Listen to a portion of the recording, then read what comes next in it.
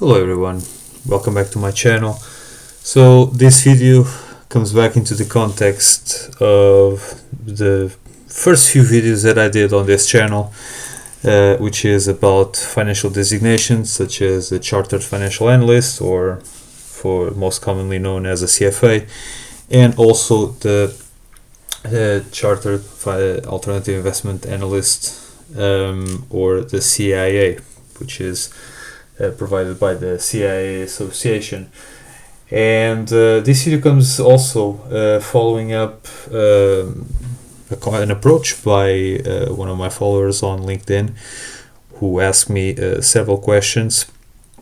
He's also from Portugal, and he came across my videos because he was searching for information about the CIA.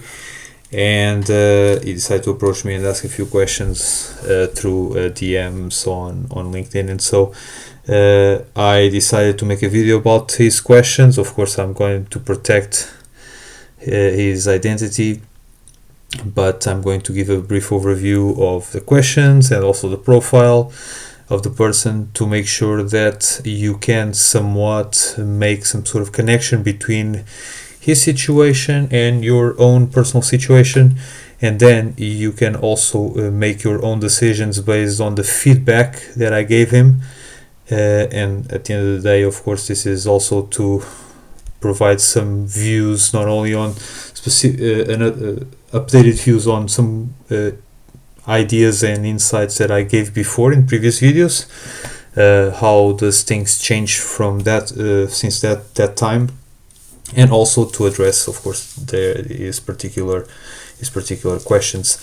But for the time being, this is it, and let's get into it. So, start up to give a general overview of the profile of the person. This person is in his mid to late 30s. He's in mid-career, so he has around 10-11 years of work experience. He had already passed the CFA level 1 a few years back, but decided not to continue because he felt that the program was not that focused on the topics that he wanted to get more knowledge out of, specifically mergers and acquisitions and other corporate events. And currently is working in commercial real estate funding for private equity and sovereign wealth funds and other institutional investors. And even though he has 1 year prior experience in mergers and acquisitions, he wants to return to that field. And so this is also one of the main reasons why, while he was considering pursuing the CIA. And of course, that was the whole meaning and the whole purpose behind this approach. And so, let's get into the questions and see how it panned out. So, the first question was that he used Kaplan-Schweizer and Mark Meldrum to prepare for the level 1 of the CIA, the CFA. And so his question was if he should use Kaplan to prepare for the CIA exams. Of course, he did not mention whether he should use Mark Meldrum materials for the CIA exam, because at least as far as I could see on Mark Meldrum's website, he only provides materials for the CFA and the FRM, the Financial Risk Manager designation. So, assuming this assumption of mine is correct, of course, Mark Meldrum could not be considered. But this was his question. Of course, in my view, and because I did not use any prep providers in my preparation for the CFA exams. I had no first experience on Kaplan, but as far as I could tell, and this also, of course, my experience, given the fact that I know many people, friends and acquaintances that use Kaplan to prepare for the exam, for the CFA exams, and I saw that the materials are quite good. And so, of course, for the CFA, I totally recommend it. At this point, and I'm afraid to say, because I have no first-hand experience, but on the Kaplan materials, but Kaplan is very good. Is very good prep provider for CFA, as is Mark Meldrum. All right, this is something that I want to emphasize, but I have no first-hand experience, all right, on either one of them. However, for the CAIA, I used one particular prep provider, which is Edge Designations. All right, and why did I do this? Simply because my initial intention was not to use any prep providers for the CAIA, but I saw that the program or the materials that they provide are very scarce in terms of practice questions, and so I decided that this would not work out all right for me, because I need more practice questions, more mock exams to prepare.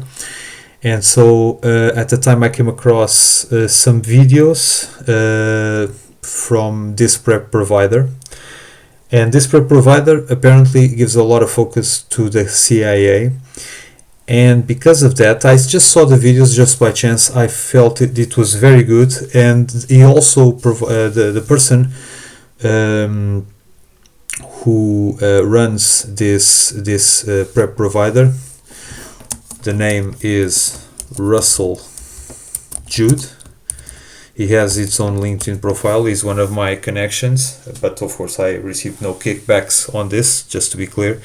But he invited me to a free session, a free webinar, in which he would he would explain how his materials worked, and he gave an overview of the entire curriculum of the CAIA.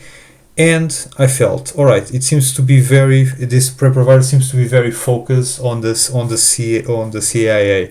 I also had a look at the prices, and the prices, and this is an important point to make for me, because I'm a quite price sensitive person when it comes to that, and the prices of materials were more competitive at the time, more competitive than the ones of Kaplan. I remember Kaplan because Kaplan was one of the prep providers that I considered to use for the CAIA exams, but I saw that, all right, this is much cheaper, and apparently it provides very good value out of it. And I remember that I bought 3 mock exams at the time, and 3 mock exams, and I remember it was something around $100. So this was for me a quite competitive price, and so I decided to go for it. But again, it was a matter of chance, because I did not look for any specific prep provider. I just ran into this one, and so I decided to go for it, and it was a very good preparation for me. It turned out very well, and so yeah, I cannot recommend anything but this one, because this is the only one I have first-hand experience. But yeah, of course, I believe that Kaplan's materials, if I assume that they are as good for the CAIA as they are for the CFA, and so I have no reason to believe that they are any less good. So I expect Kaplan, Schweizer, CAIA materials of being of very, very good quality as well, just as they are for the CFA. But of course, I believe I have not consulted Kaplan's website, but I believe that those materials continue to be a little bit more expensive. But yeah, it's a matter of choice. Following up to the next question. So this one. If the CAIA is more valuable now than the CFA because it's considered to be a more niche designation and less common in the job market. This person was a little bit concerned, and I must also share his opinion, that the fact that a lot of people today, when they want to get a financial designation, a financial related designation, people always go for the CFA. Always. There's a reason why it's called the gold standard of financial designations. But he's afraid that it's becoming a little bit too much universal, too much banalized or commoditized, and that he feels that perhaps it's losing a little bit of value. In the same way that, for example, due to education becomes universal, right? And more people go to the university instead of stopping their studies by high school level, because everyone goes so many people go to the university right now. The fact that someone went to the university loses value because everyone else now also goes. So it's a matter of supply and demand, as we deal with in Economics 101. So if everyone gets the CFA, every single person who gets the CFA loses value, loses some exclusive value, and everyone else needs to get the CFA just to catch up to a vast majority of job professionals. And so he believes that, all right, because the CFA now is so common, is there any value of me going for the CAIA because it's a little bit more niche? There are less CAIA charter holders, and so I may get a little bit more value, a little bit more of a distinction to stand out because I'm having it instead of the CFA. It's a legitimate question, because I think and the fact that now exams for the CFA can be done with a lot more frequency throughout the year. For example, now the level 1 exam, you can do it 4 times in a year. I believe that for the level 2 and level 3 you can do it twice. And back then, a few years ago, you can do only the CFA level 1 twice a year, and the level 1 and the level 2 and level 3 you can do it only once a year.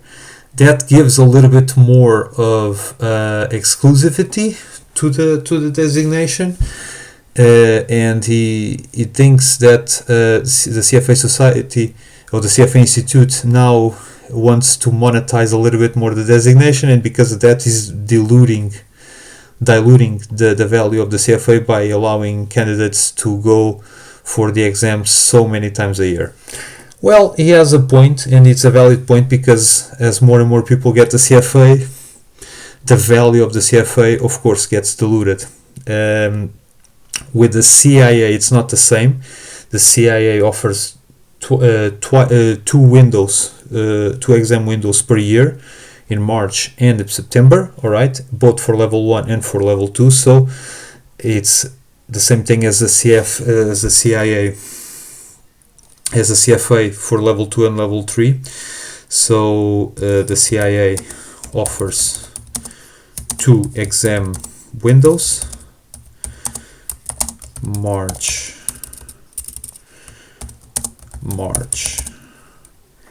and September, all right, of each year. And for me, I think that it's more niche designation, but I can tell from all job specs that I have seen, there are a lot more, not a lot more, but there are more of them with the CFA as a plus, or as you say, nice to have,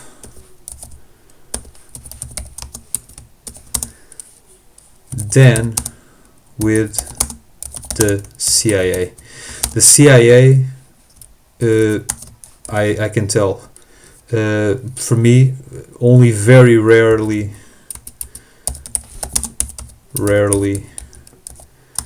seen in the job specs. But this question also comes in the context of the following, because this person wants to get into M&A, and also because this person has experience in real estate. He felt that perhaps he could get more for this particular purpose on the by getting the CAIA, the CFA. And in that respect, I told them that, and this is as far as I can remember, for the in the CAIA, there are, as far as I can remember, and I emphasize this, there are no calculations on decisions in the context of M&A or buyouts, etc. But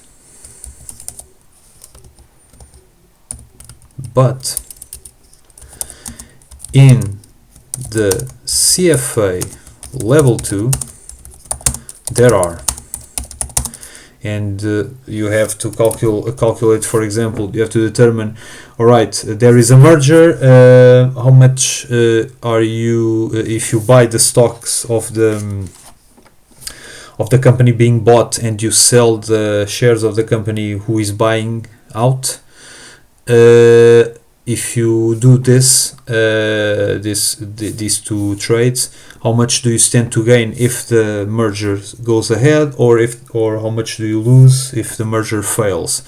And for example, an investor, or for example, there is a buyout, one company wants to buy another, and how much would the investors gain, or the shareholders of the company being bought out gain, by accepting the offer from the company being who is buying, the acquirer.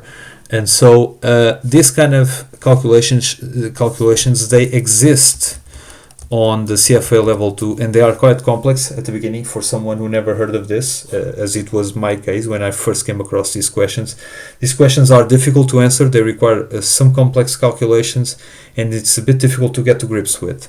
But in the CAIA, as far as I can remember, there are no such calculations. And so for this particular purpose, or for M&A, for example, if for someone who wants to get into M&A,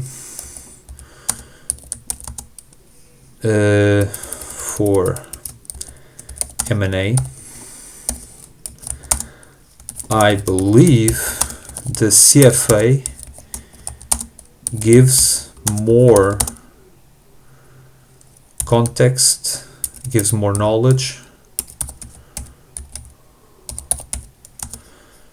than CAIA, especially because of the calculations you have to do, right? And so this is my perspective on this, but yeah, I believe that nonetheless, yes, it's true. more people go for the CFA than CAIA, so I believe CFA is losing some value by becoming ubiquitous among professionals, right? And so at some point, getting the CFA is all about catching up to the rest of the job market, just as getting a university degree has become. Right? I know this may stir some controversy, alright, but I mean, this is my point. I believe this is a legitimate point to make. I feel the same way, not because of course I got the charter and I feel, and I can confess I got basically zero value out of it because of my previous job experience, but I feel that it's supply. It's all about supply and demand. If you have a job market in which the CFA designation is in more and more supply, all right, it's normal that the value of the designation goes down. I think this is just an economic law, a basic economic law that everyone has to contend with. So, yeah, this is my view on this question. Now, this one is a little bit more personal. The person being in mid-career, it has a newborn baby and is not willing to move abroad. This person is also based in Portugal, just as I was. And does it still make sense to get the CAIA? Now, in here, the way I answer this question, it has to be a little bit more on a personal side than more on the professional side, of course, because you have also emotional feelings and family connections to contend with. And so here, as far as I can tell, I mean, you have to think about what you say, because this is a very complex situation, because it's almost impossible to get a one-size-fits-all question in the way that I can help not only him, but also want to help everyone watching this video. But the CAIA, and I think this is the best way to answer, the CAIA, just like the CFA, requires a lot of time commitment. And here, forget they usually say for the CFA the 300 hours to get through each exam. 200 in the case of the CAIA, it's 200 hours. 300 hours or 200 hours don't matter much. This is my opinion. You have to study more. You just have to study more time. And this is, if you want to pass, to make sure you really pass, and it's not only about passing the exam. It's for you really to understand and get the knowledge and use it in your career, right? To really get into it, to really embrace the knowledge, all right? And so you have to like it. You have to enjoy the process of the prep, of studying and learning, right? And to do that, there is no question. Absolute. This is just as certain as the sun rising the following morning. You will have to sacrifice family time, social time, and sometimes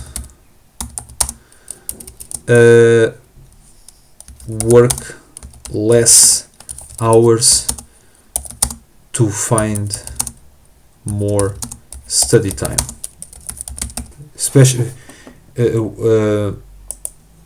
of course, and I must make some parentheses here, if you work full-time, all right?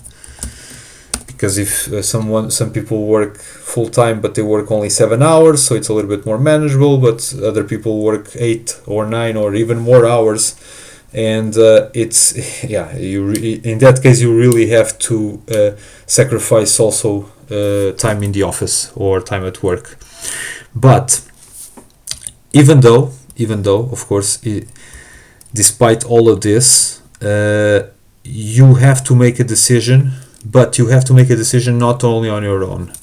Never make, if you have a family, and if you have a family, never, and I'm going to emphasize this because this has also happened to me and to my own personal detriment, never take the decision on your own. All right? Discuss the idea with your partner or spouse, all right, and with your boss, if you work, of course, for someone else, or whoever else may be impacted by the decision in your workplace, and discuss it more than once, or I should say over some time, because these people will be impacted by your decision, and they have to be prepared for your unavailability, because, well, let's put it in another bullet. If you go for it, they must be prepared to for your unavailability,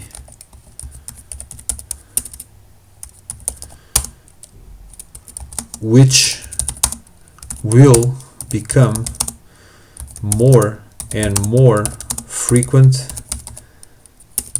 as the date of the exam approaches. And so your spouse, and especially if you have a baby, your spouse will not be able to count on you at specific points in time, because you have to study, and some of those moments in time may be critical, and well, of course, if something critical happens, nothing else matters, and an exam will not be as important. All right, family always comes first, and the well-being of the ones closest to us is absolutely paramount. But you have to accept the fact that, of course, even though family comes first and all that, if you have many of those events coming, your preparation will be disrupted, and your chances of passing the exams will be severely jeopardized. And so this is a decision that you will have to make together as a family and as, let's just say, a partnership between you and the people whom you work with. All right. And so this is something that cannot be emphasized enough. I already told my followers in other videos. Going for the CFA is a decision I make exclusively on my own, and my relationship suffered because of that, and that's one of the reasons which we ultimately broken up. And so I regret I should have prepared the field, so to speak, and I should have discussed this more openly with my partner at the time, but I didn't. And so a lot of misunderstanding and uncomfortable situations happened because I took the decision on my own. I did not discuss it with anyone, and so I always tell my followers, and this person was no exception, please never make your decision together. Discuss this with your partner and make the decision together, because the person your partner will also ultimately benefit, because at the end of the journey you will be a better person, you will be a more knowledgeable person, you will for sure will be there more often because you want to make up for the time lost. You'll be a happier person in your workplace, and that also ultimately will give you the feeling of, all right, I'm happier in my work. So this usually translates in more happiness also at home. And so I would say, please do. It's a very, very important topic here. Is there a CAIA society in my country similar to a CFA society? No, there are no CFA societies, but there are CAIA chapters instead of societies, which is something similar. All right, so we're back. Here, these are the chapters. There are 35 currently across the world or worldwide, and so here you can select the chapters. Mostly of them are based in the United States, so you see a lot of here: Atlanta, Bay Area, Boston, Carolinas, Cayman Islands, Chicago, Florida, and so as you can see here, there are also some in Europe: France, Germany, Iberia, which is for Portugal and Spain. So also Ireland, and so you see there are a lot of them, but as you see there's a lot of concentration of them in the US, and there are a lot less chapters than CFA societies, but still there are a few, I think, at least in the most important markets or the most relevant markets. For example, Switzerland. You also have here Luxembourg, London, for example, Japan, for example, Greater China, and these are of course outside the United States, but also Singapore as well, which is important. And so you see that there are a lot of them currently also here, as I can see in the Middle East. So instead of having one per country, sometimes they have one for a region of the world. So this is something that you may also keep in mind, but of course it's not as important as the other questions.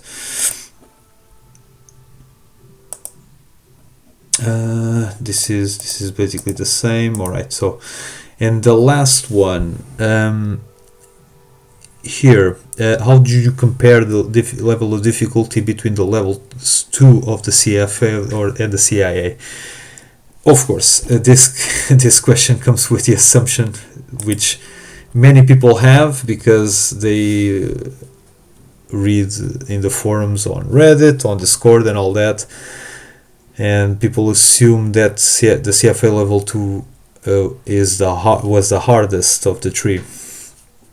I already told many times in my videos before, for me, the level 3 is the most difficult because of the open-ended questions.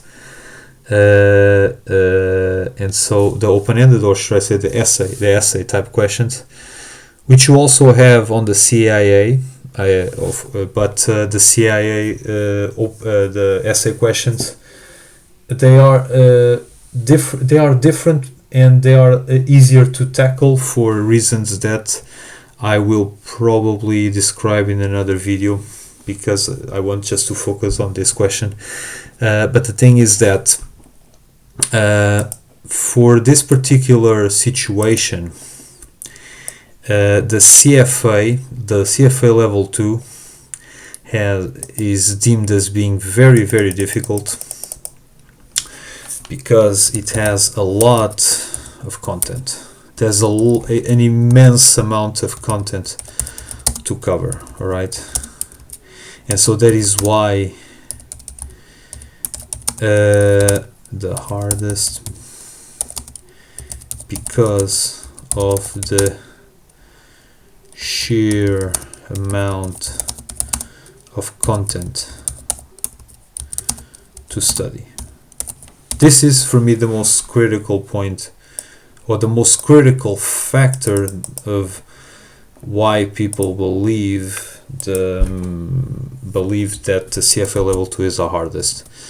But as I mentioned, but for me, CFA level 3 is by far the hardest.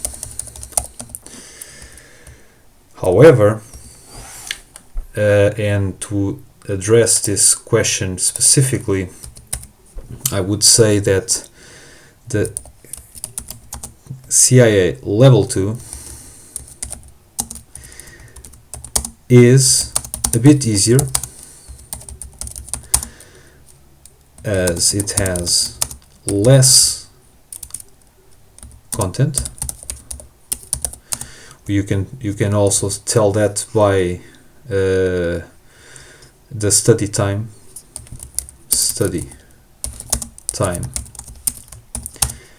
300 hours for CFA, 200 hours for the CAIA, right? And so because of that, you have this factor, all right? But and this is a very, very, very important point to make, because this relates to my personal experience, and of course this does not apply to some people, and including this particular follower. But the thing is that because I did the CFA before the CAIA, many topics for me on the CAIA curriculum was about refreshing, or should I say revisiting, the knowledge I got from the CFA, right? Because you can imagine that there is a great deal of overlap between the two programs. Also, there's a reason why, if you are a CFA charter holder, you can skip the level 1 of the CAIA, and you can get the designation just by going for just by doing the exam, the level 2 exam of the CAIA. So that is why for me a lot of topics were familiar, and so that is also one of the reasons why for me it was easier. But and this is, you cannot stress this enough, but for a first timer in financial designations, the content is very difficult, as it should, because otherwise everyone would do it easily. It's very difficult and requires a lot of preparation. 200 hours is not enough. Not enough. And so I can tell from my personal experience, and keep in mind, I was already a charter holder, CFA charter holder, when I did it, and I started my prep on October 3rd, 2022, and my exam was on March 31st, 2023, right? And so, and I studied every single day, and for me the exam was no walk in a park, right?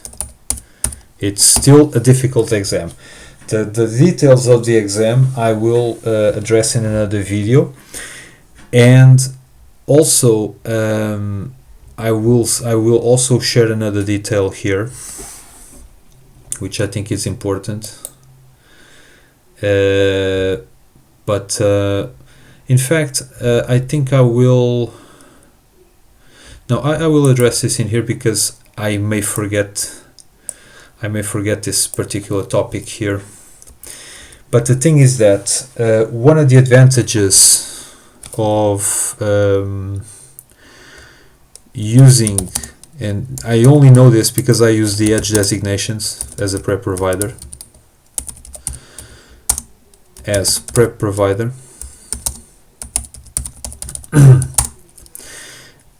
I got access to the WhatsApp group of the candidates that used those Edge materials. All right, and I can tell, having, and this is, I found amusing, and I found that, all right, it's easy to get an edge on your competition, all right, and I'm going to even rephrase this one. This is a, let's just say this is an extra tip: how to get ahead of your competition. Having started on October the 3rd,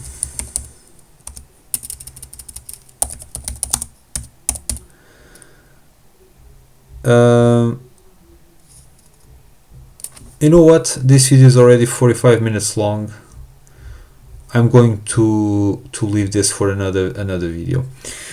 Yeah, this is better because this is getting already too long, but so far this is it. These were the questions that one of my followers asked, and leave your comments below, any suggestions you may have on the comments section. Also feel free to like the video and subscribe. I'm more available, just as this follower did. I'm also always available on LinkedIn if you want to ask me any questions, and I'll leave this topic for another video because this is something that I find specifically amusing, and I'm sure that everyone will enjoy, and will find how easy it is to get ahead of your competition. And yeah, I'll see you all in the next one.